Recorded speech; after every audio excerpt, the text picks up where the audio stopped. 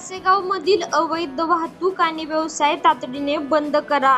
सामाजिक कार्यकर्ते विक्रम मिटकरी यांचे ग्रामपंचायतीला निवेदन. कासेगाव सत्यवर्तन प्रतिनिधी. परिसरामध्ये फोफावलेली अवैध वाहतूक आणि बेकायदेशीर व्यवसायांवर त्वरित कारवाई करून ते कायमस्वरूपी बंद करावेत, अशी आक्रमक मागणी सामाजिक कार्यकर्ते विक्रम मिटकरी यांनी केली आहे.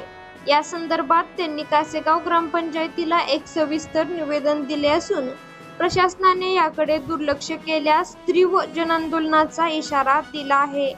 गेल्या काही दिवसांपासून कासेगाव आणि पंचक्रोशीत अवैध वाहतुकीचे प्रमाण लक्षणीय वाढले आहे.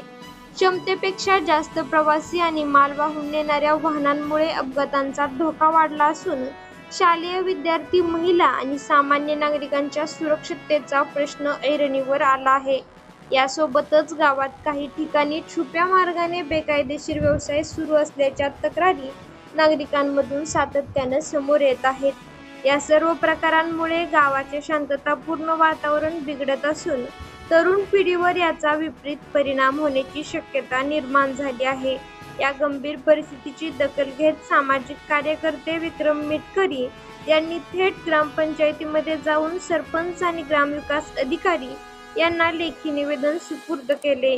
गावातील सर्व अवैध धंदे आणि बेकायदेशीर वाहतूक त्वरित थांबवण्यासाठी ग्रामपंचायतीने तातडीने पावले उचलावीत आणि संबंधित पोलीस प्रशासनाला कडक कारवाईसाठी पत्र द्यावे, अशी ठाम भूमिका त्यांनी या निवेदनातून मांडली आहे.